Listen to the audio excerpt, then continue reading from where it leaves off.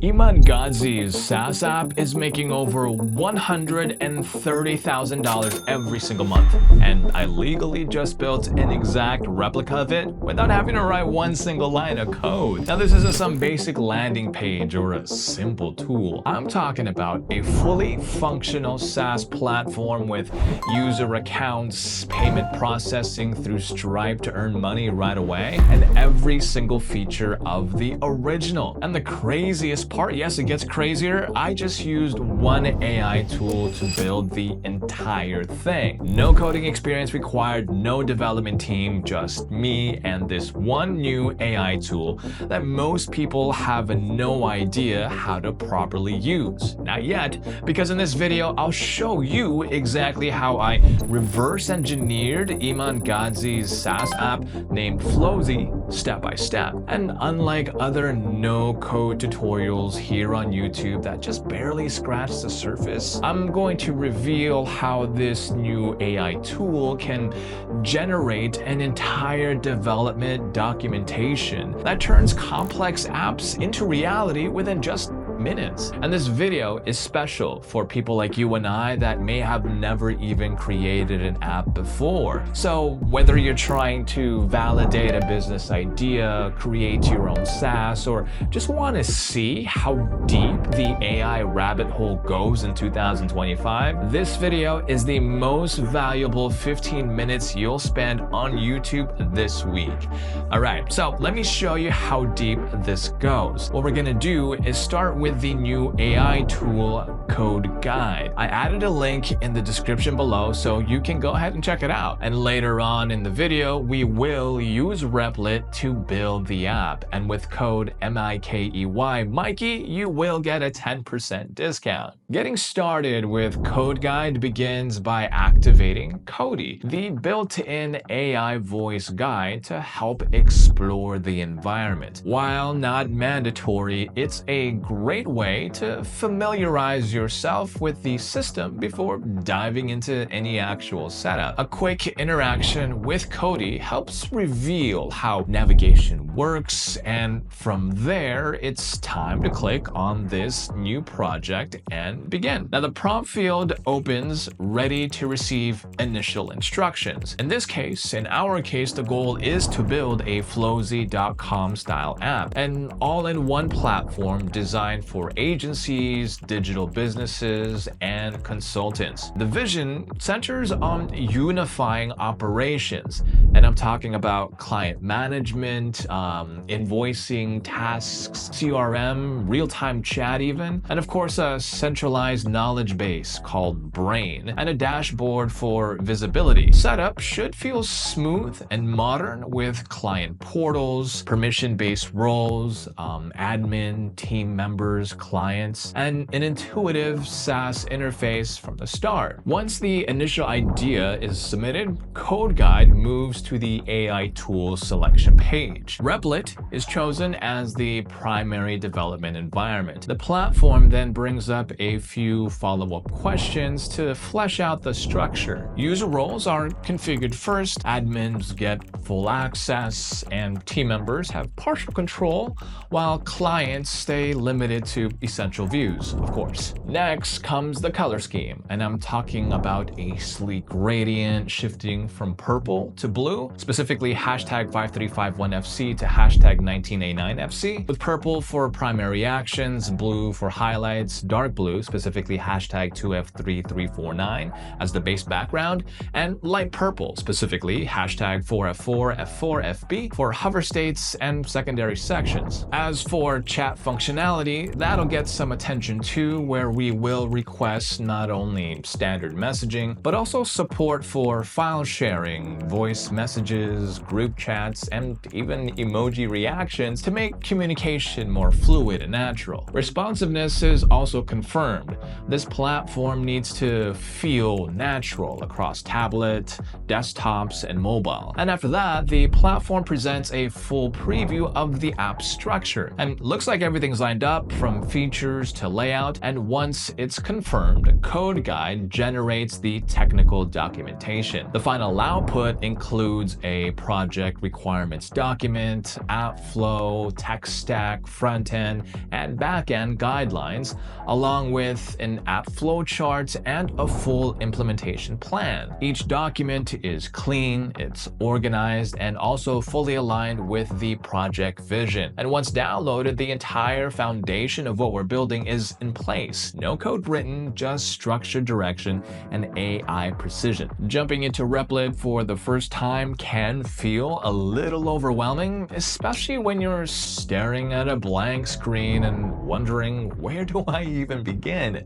But instead of writing any code up front, I start by letting the AI get familiar with the project first. Cody, the voice-assisted guide from earlier, is suggesting that we should copy the project requirements document directly into Replit. And that way, the agent understands the full scope before generating anything. So here, you can see I'm going to paste in the PRD and tell the AI to first interpret what the project is about before doing any coding. Once it processes the markdown file, it responds with a structured app plan that outlines the technical approach based on the documentation we just provided. And at this point, I'm prompted to configure a few project options. So let's go ahead and select a PostgreSQL as the database and enable advanced invoicing features, including tax calculations and multi-currency billing, just as Cody recommended earlier. And from there, the agent starts laying the groundwork for the build. You can see here, it sets the dashboard as the default homepage, giving us and our users a clean starting point. Now it is asking for the Stripe API keys to handle payments. So I'm going to open up Stripe,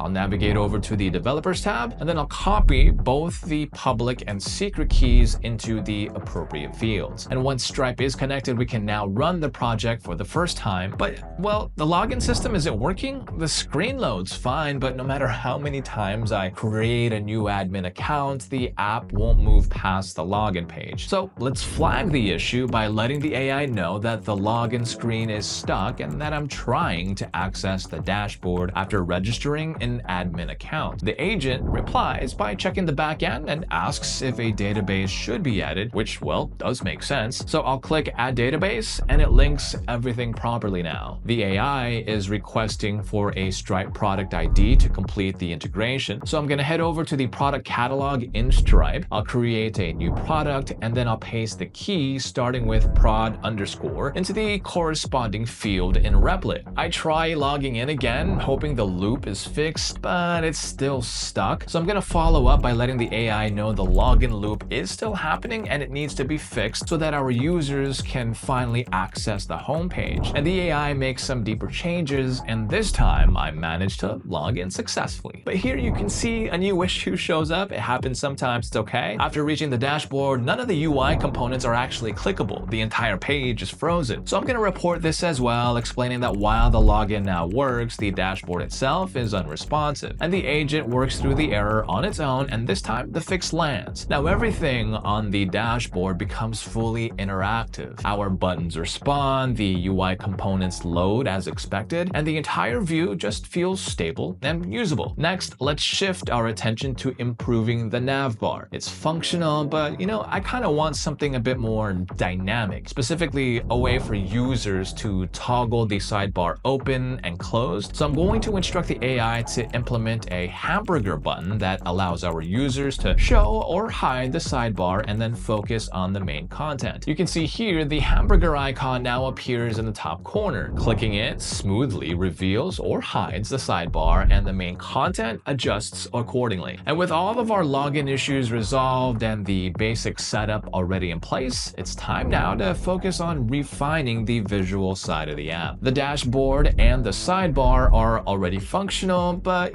visually, at least to me, everything still feels a little rough around the edges. Default fonts, tight spacing, and components that don't quite feel polished is the word I want to use. So at this point, we have to start improving the overall design, the UI design. Here you can see that I'm asking the AI to make the dashboard layout a bit more modern, and that means larger font sizes, better spacing between components, and basically a cleaner aesthetic. And the updated layout now comes back with improved structure and a bit more breathing room. But after testing it, we can observe here that some of the text is inconsistent and the input fields aren't standing out enough. So to fix that, let's just ask the AI to enhance the text contrast and redesign the input fields, adding rounded corners and a lighter background so that they're easier to identify. Next, let's update the buttons because, well, they still look like just plain old placeholders. Let's ask the AI to restyle all the buttons, also with rounded corners, with modern fonts, some hover effects, and then use our brand colors, purple and blue, for the primary ones. And the changes apply quickly. The buttons now look a lot cleaner, they're reactive, and of course consistent with the rest of the design. And everything starts to feel a lot more cohesive. And to bring the interface to life, I'm going to ask the AI to add subtle animations using framer motion, fade-ins, slide-ins, and smooth transitions for elements like the dashboard and sidebar that you can see here. And this adds a bit more flow to the app. Instead of snapping into place, everything now just glides in naturally. And with our visual directions in place, let's go ahead and revisit the sidebar to improve navigation. So we're going to ask the AI to highlight the active page and then add icons next to each link using Lucid React. So let's make sure the sidebar remains fully responsive. And the improvements land right away, but on mobile, a few layout issues appear. So what we're going to do here, again, is simply to ask the AI to optimize responsiveness. And that means adding proper padding and stacking elements vertically for smaller screens. And once applied, the mobile view feels far more usable. Our components in the app scale correctly, the spacing looks balanced, and nothing feels too cramped. Now these revisions wrap up the first phase of UI polishing. The app no longer looks like a starter template. It's actually starting to feel like a real product. With cleaner layouts, brand-aligned colors, and smoother interactions, we're now ready to move deeper into the functionality. And there you go. Our UI is already looking good, and it's time now to move on to implementing one of the app's core features. That's real-time chat. This will allow team members and clients to communicate directly inside the platform, so it needs to feel fast and reliable from the start. So I'm going to begin by asking the AI to set up a live messaging system using socket.io with messages stored in the database and then loaded automatically when users open up the chat. And once the basic text chat is up and running, we're going to expand that functionality to support image uploads, voice messages, and document sharing with clear previews and icons for each type of file. The AI handles both front-end display and secure file storage. The file sharing works well too, but as you can see here, the chat layout doesn't translate too cleanly to mobile. So let's go ahead and have the AI optimize the design by stacking messages vertically, reducing the padding, and keeping the input bar fixed at the bottom. Now that quick change makes the mobile experience feel a lot more natural, especially for our thumbs and eyes.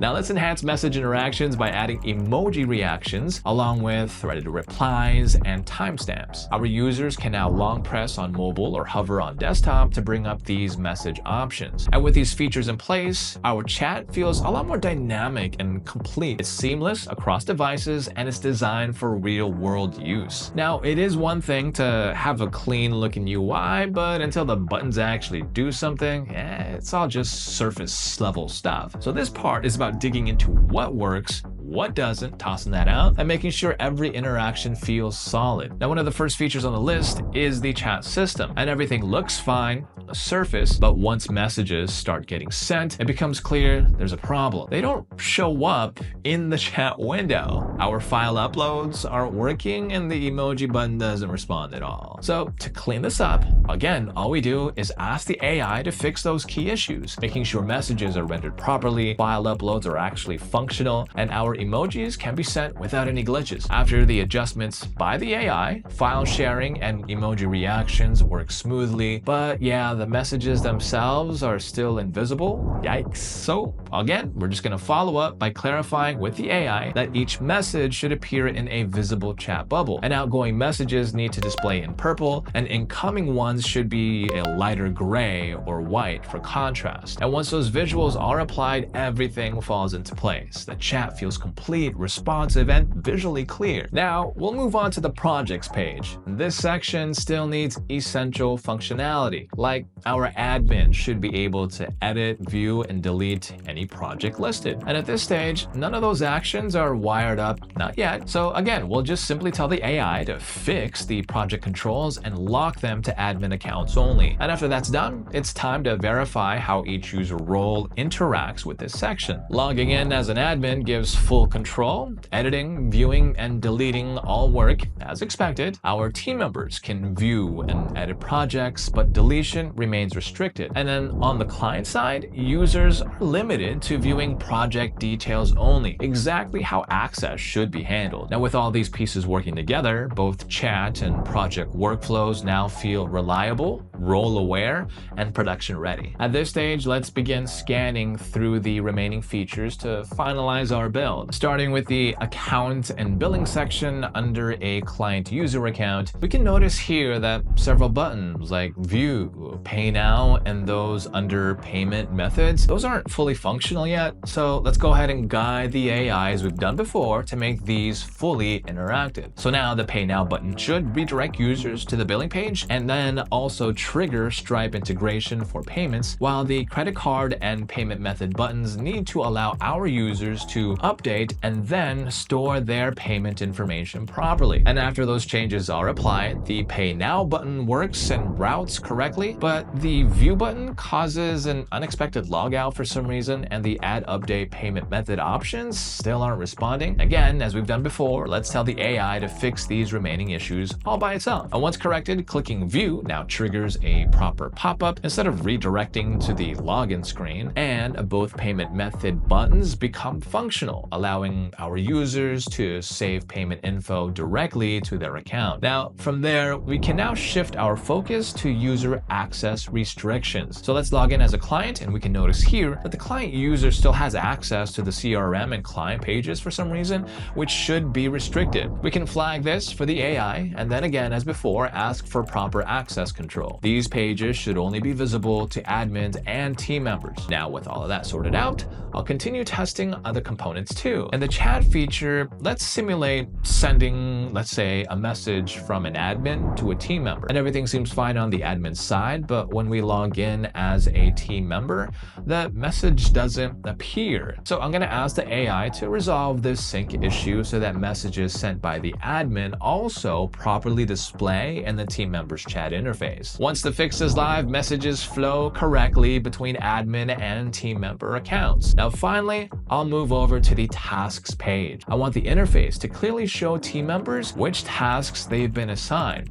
So I'm going to instruct the AI to update the layout so that each team member sees only their own list of tasks, nothing global or shared unnecessarily. So let's log in with several different user accounts to verify that yes, the changes and everything else works as expected. And as you can see, each user only sees their assigned tasks and there's no overlap occurring between accounts. After one more final sweep through the entire app, it looks like all of our features from chat to billing, task management to user access, those are all functioning smoothly. The platform is fully responsive, permissions are in place, and everything feels production ready. Good job. And that's a wrap. Thank you again for watching, and I'll see you at the next one.